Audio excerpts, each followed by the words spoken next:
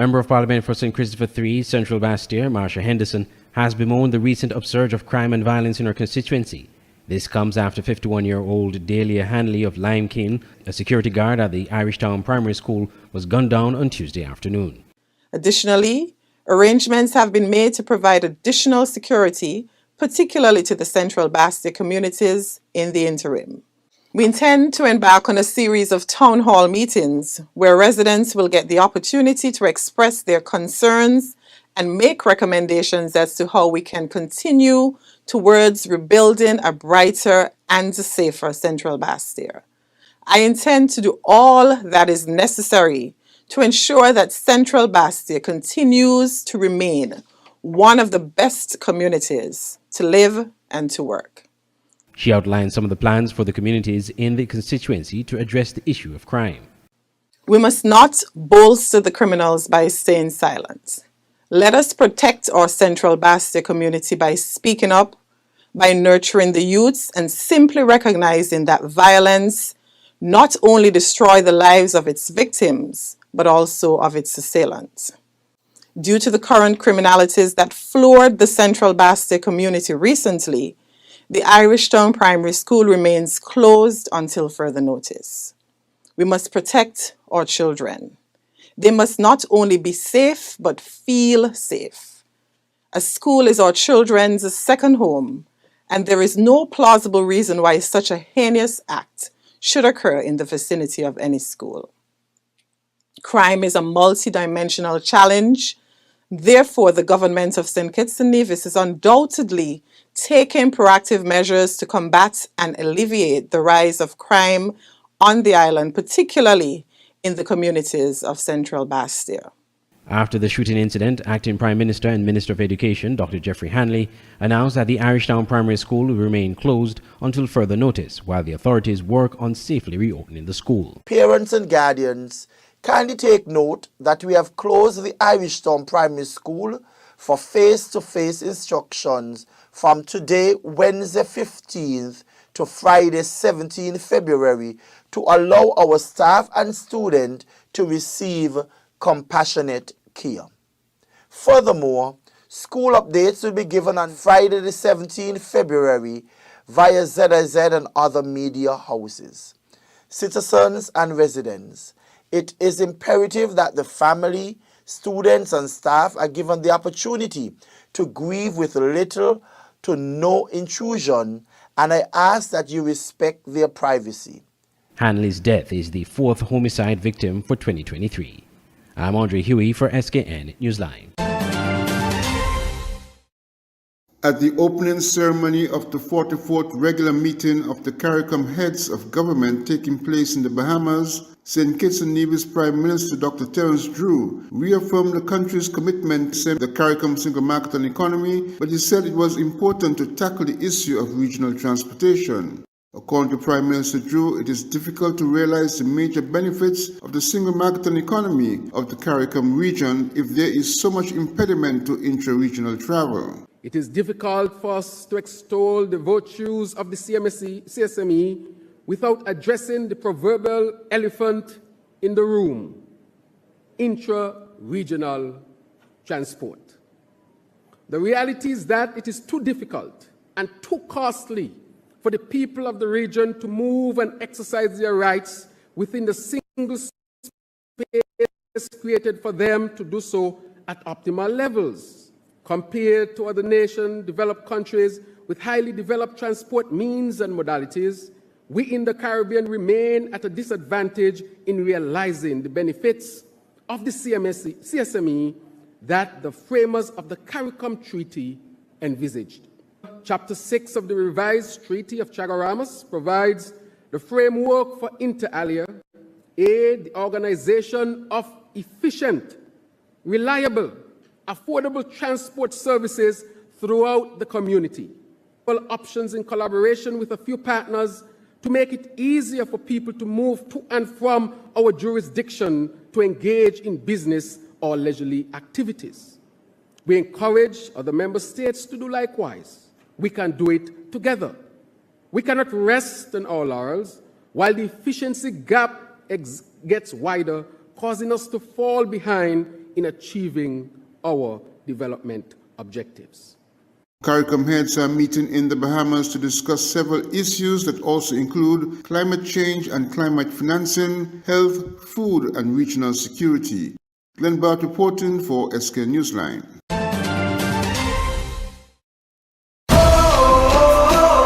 This weekend, the SKNFL Premier League rolls on. On Friday, the football action moves to the Keon playing field. At 6 o'clock, Fast Cash Sadlers United will go head-to-head with Rams Village Superstars. Then at 8:15, Flow 4G Keon Rockets will rumble with Bat United. On Saturday, we move to the Newtown playing field. At 6 o'clock, Jones Group Sandy Point takes on Newtown United. Then at 8:15, it's the champions, SL Oxford St. Paul's versus Hobson Enterprises Gatton Hotspurs. Then on Sunday, we move to Warner Park, Hudson Style. At 2 p.m., Elko Limited Security Forces versus Seoul Island of Tokonawi. Then at 4:15, St. Peter's FC takes on United All War Jets. Admission $15 for adults, children 12 years and older $5, children under 12. You get it absolutely free. Check it out this weekend. Friday in Keon, 6 o'clock, Sadlers versus Village, 8:15, Keon versus Bath. Saturday, Newtown playing field, 6 o'clock, Sandy Point versus Newtown, 8:15, St. Paul's versus Spurs. Sunday, Warner Park, 2 o'clock, Security Forces versus Conwy. Then it's St. Peter's versus Old Road. It's the SKNFL Premier League. Don't miss a game. The champions take the field now.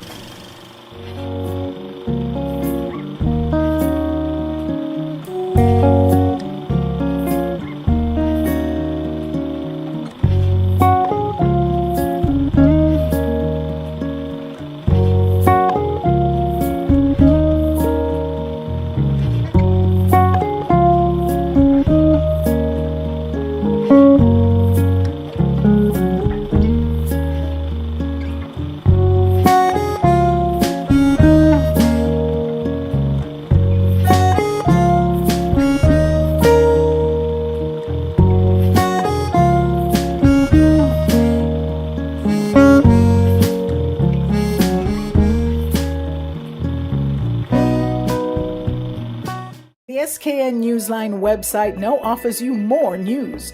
Log on to www.sknnewsline.com for local, regional, and international news. You can also watch the latest newscast and keep abreast with news in sports, all from sknnewsline.com. That's www.sknnewsline.com. News at your fingertips. Nestled between evergreen mountains and the Caribbean Sea on the island of St. Kitts is the Millhouse Guest House and Convention Center. With breathtaking views, a rugged, beautiful shoreline, and immaculate manicured gardens make this the perfect location for your holiday, event, or wedding. With a large convention center, apartments with balconies providing stunning views, and a secluded cottage for larger family groups or honeymooning couples looking for some privacy. We have something for everyone. Book your stay at www.millhouseskn.com or visit our Facebook page, the Millhouse Guest House and Convention Center, an oasis of tranquility.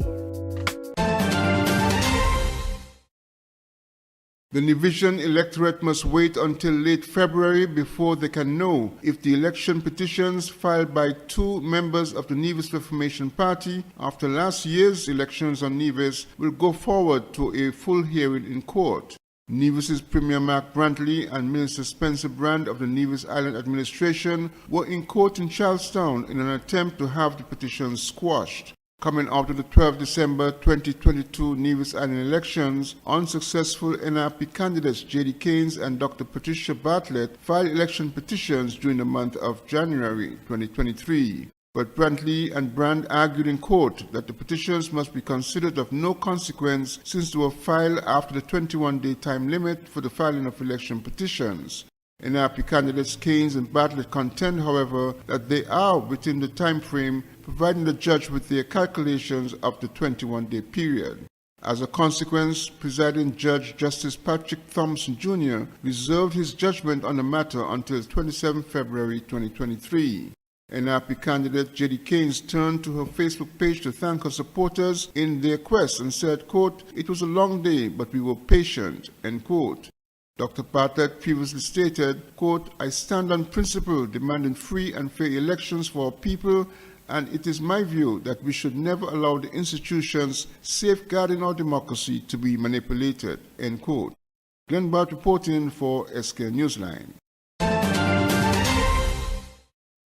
Speaker of the National Assembly, Lenine Blanchett, headed the delegation of St. Kitts and Nevis to the parliamentary hearing at the United Nations hosted by President of the 77th UN General Assembly and the Interparliamentary Union.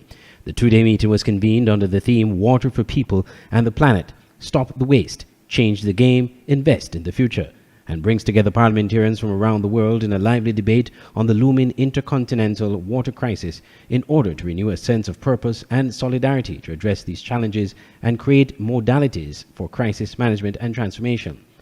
Some of the topics explored include Sustainable Development Goal 6 as a linchpin of sustainable development, access to safe water and sanitation as a human right, climate change and water scarcity, building resilience to avoid the worst, financing the infrastructure of sanitation and water services, the $1 trillion challenge, and towards a more inclusive water policy, leaving no one behind.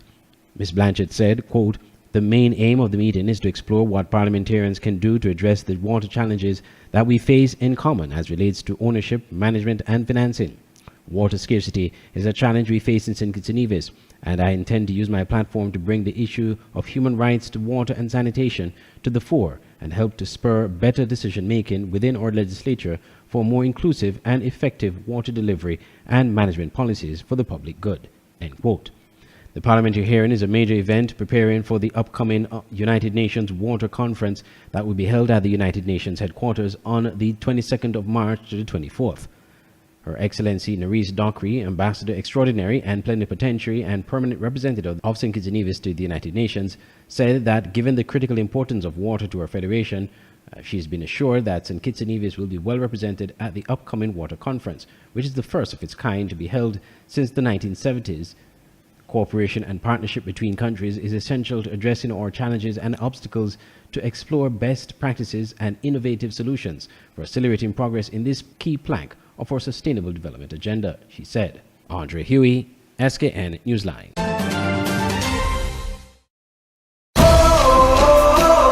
This weekend, the SKNFL Premier League rolls on. On Friday, the football action moves to the Keon playing field. At 6 o'clock, Fast Cash Settlers United will go head-to-head with Rams Village Superstars. Then at 8:15, Flow 4G Keon Rockets will rumble with Bat United. On Saturday, we move to the Newtown playing field. At 6 o'clock, Jones Group Sandy Point takes on Newtown United. Then at 8:15, it's the champions, SL Hotspur St. Paul's versus Hobson Enterprises Garden Hotspurs. Then on Sunday, we move to Warner Park, Hudson Style. At 2 p.m., Elko Limited Security Forces versus Seoul Island of Tokonawi. Then at 4:15, St. Peter's FC takes on United All War Jets. Admission $15 for adults, children 12 years and older, $5, children under 12. You get it absolutely free. Check it out this weekend. Friday in Keon, 6 o'clock, Settlers versus Village, 8:15, Keon versus Bat. Saturday, Newtown playing field, 6 o'clock, Sandy Point versus Newtown, 8:15, St. Paul's versus Spurs. Sunday, Warner Park, 2 o'clock, Security Forces versus Conwy. Then it's St. Peter's versus Old Road. It's the SKNFL Premier League. Don't miss a game. The champions take the field now.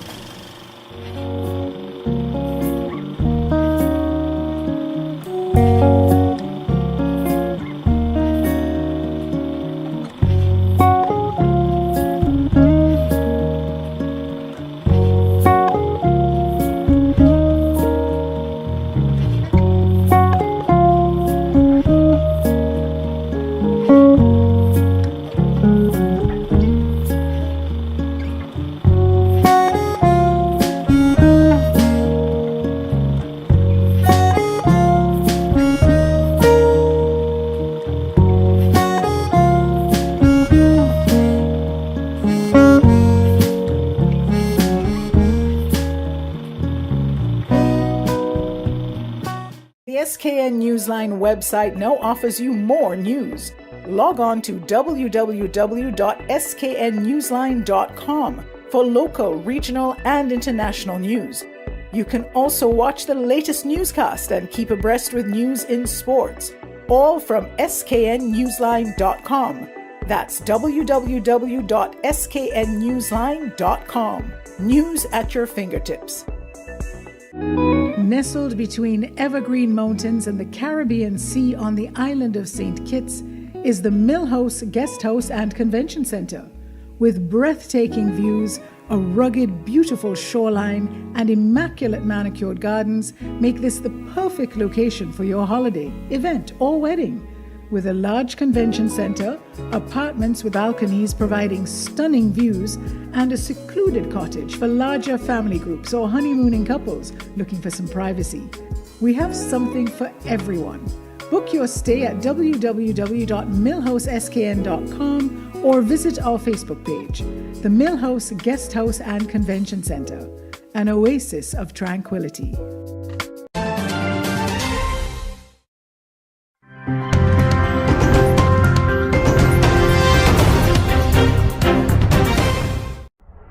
But with the aim of promoting and supporting a unified Caribbean community that's inclusive, resilient, competitive, sharing an economic, social, and cultural prosperity, leaders from around the region gathering tonight for the 44th CARICOM meeting right here in the capital at the Atlantis Resort. Prime Minister Philip Davis currently serving as CARICOM chair, and it's been quite a busy day from the early morning commute, backing up traffic for miles to the arrival of world and regional leaders. They're tackling a number of issues with shared interest. Our Tyler Simonet is standing by at the opening ceremony, now underway. Tyler?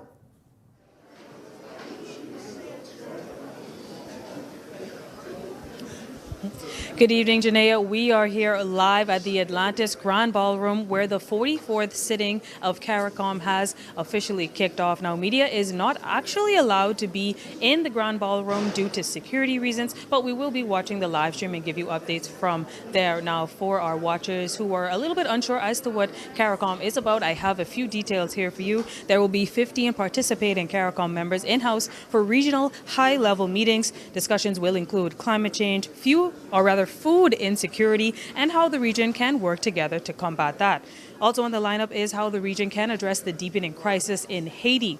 And we've also learned that tourism officials are looking to engage in discussions with various Caribbean countries to see how we can capitalize on inter-region travel opportunities. Now, the official ceremony was supposed to kick off at 6:30, but started a little bit late at 6:45. And just a few minutes ago, all of the delegates entered the Grand Ballroom. And also tomorrow there will be two major addresses, one from the Prime Minister of Canada, Justin Trudeau, and from a United Nations official from the Food and Agriculture Organization, which the media has been invited to attend. So we will be sure to get those details for you. And on Friday, there will be another press conference to show us what all of the delegates have spoken about and what their discussions have brought to the Caribbean region.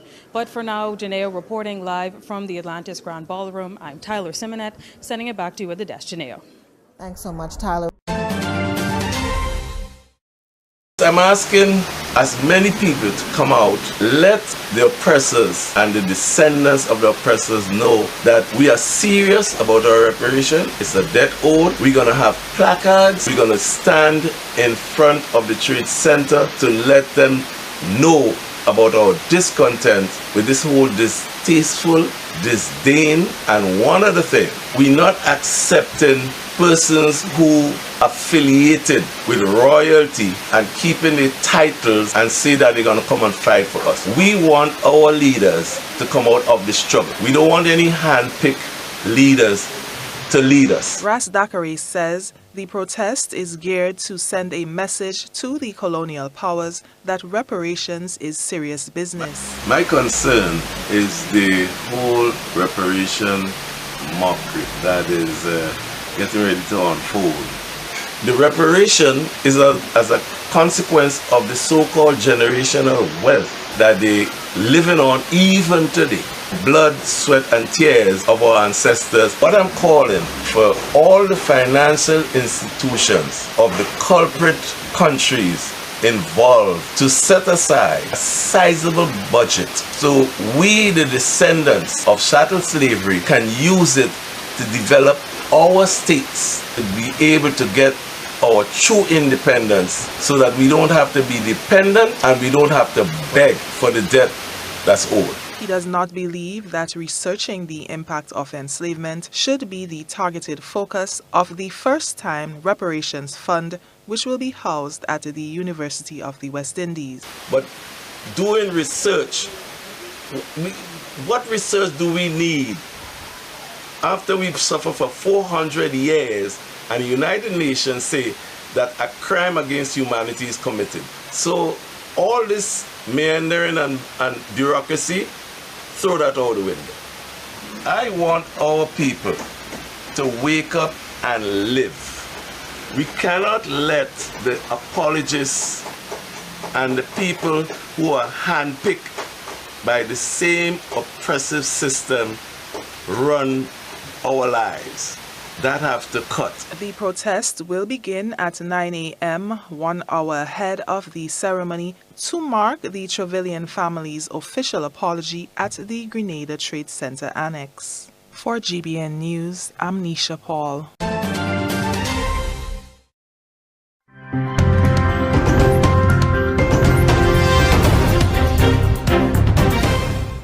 Now, scientists in America say they may have developed a drug for use as a contraceptive pill for men.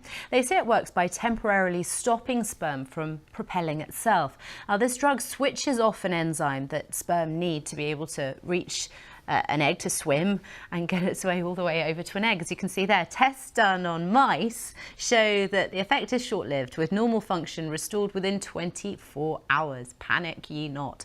For more insight on all of this, let's speak to Stephanie Page, who is an endocrinologist and professor at the University of Washington School of Medicine. Thank you so much for joining me and talking to me about this. This is really interesting, and I know very much within the focus of your research as well. You're involved in the development of a male contraceptive pill, also a gel as well. How excited, therefore, are you about what you're hearing today? I think this is really important work. You know, we've been working towards developing a male contraceptive pill for a number of decades now, and this is really work that's proof of principle that, at least in an animal model, conceptually an on-demand contraceptive pill could be available to men and women in the future. Now, this might be a silly question, but I'm asking it because I think it's important. How sure do you know that what you see in mice is going to be definitely replicated in humans? Is this going to work for men? Oh, I think there's quite a bit of work to do to show that. Again, this is exciting work, but we have a long road ahead. This work shows that in mice, in a short period of time, given high doses of this blocker, so to speak, that this can be effective. But translating findings in mice and even in non-human primates to humans has been particularly challenging, and really in the area of reproductive health, even more challenging than in some other areas. So it's really exciting work, but there's quite a lot more to do.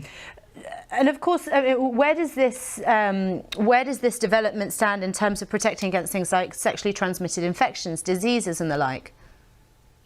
There's really nothing here that would suggest that it would protect against that. We're often asked in the field about the relative importance of this relative to condoms, for example, which are obviously a really important part of sexual health. There's a goal of developing what we call dual purpose methods that would be contraceptives and protect against sexually transmitted diseases, particularly HIV. But this particular molecule as a target won't do that. But it could potentially be coupled with something else that might be effective in that area. Do you think there is demand for a male pill from men? Absolutely. There's quite a bit of work. There's work sponsored by a variety of agencies and surveys that have been asking men recently if they're interested in contraceptives. And really that response and the response we see in our studies is extremely positive.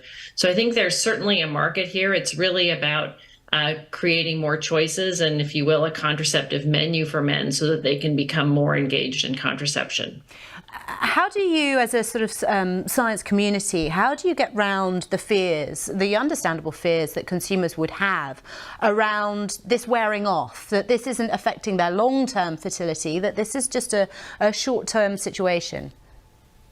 Yeah, that's really important. You know, developing reversible contraceptive methods for men is really important, and addressing potential side effects. So really that has to be shown in a long range study and a long-term study. And I think it's really important to remember too that every method won't work for every person. And so just like for women, where creating lots of contraceptive choices means that there's more contraceptive engagement, we can expect the same thing from men. So, you know, there's a lot of work to do that would show men that, and their partners, most importantly, that these methods can be effective. But I think that that can be done in the future.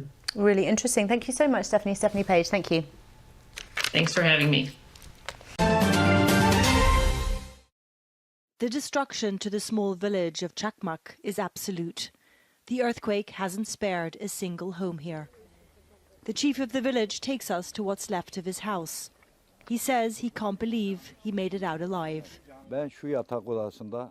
My wife and I were asleep. We don't know what happened to us, how we woke up. When I tried to go outside, I got injured on my head. We were terrified. The earthquake threw me. It was very hard. It made me lose my mind. Incredibly, no one lost their lives here. But just as large parts of so many towns and cities, this village too will need to be completely rebuilt. In another village further up the mountain, even the dead have been disturbed. The grave shifted as the earth cracked.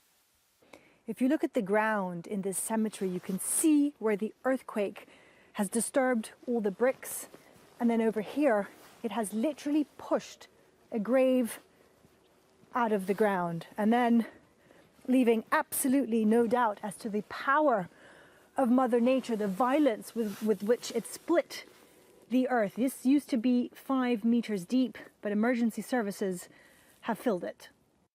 Back in Chakmak, this villager tells us they thought it was the last day of the world. I never felt an earthquake like this before. Nobody else I asked either. First there was a terrifying sound. We felt a huge pressure. The land kept moving. I was convinced no one was alive anymore. It felt never-ending. It was so strong. They tell us help came on the second day. Now they sleep in tents provided by Turkey's disaster agency set up inside the village. No one intends to leave here. As we finish filming, a few villagers are removing what they can from their broken homes before they will be demolished. They are determined to rebuild, they tell us, as soon as possible. Stephanie Decker, Al Jazeera, Chakmak village in southeastern Turkey.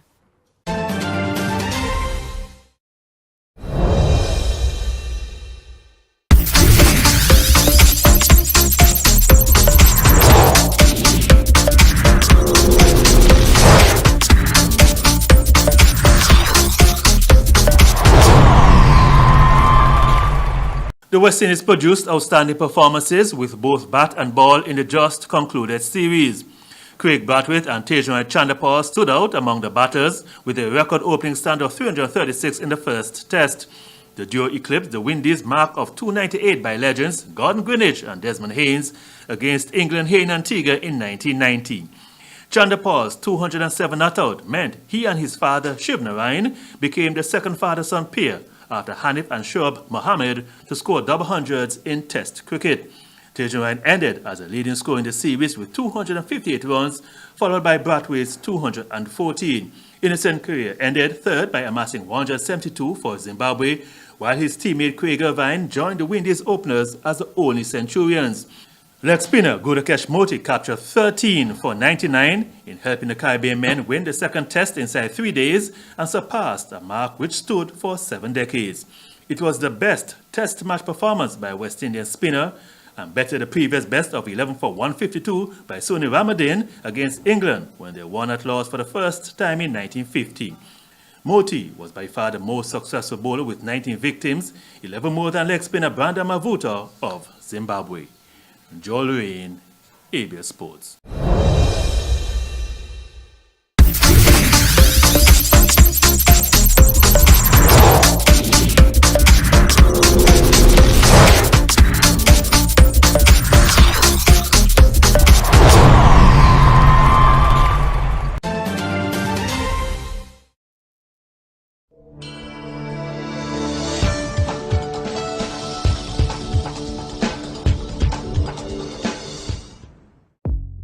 Welcome to the SKN Newsline Weather Report. I am Janil Boone.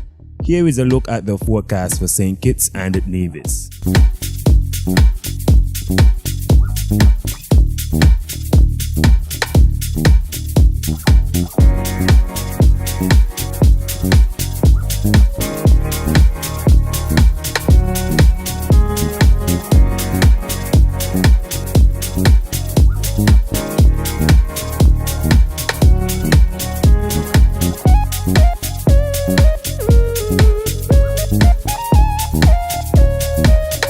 For a more detailed weather report, visit our website at www.sknnewsline.com.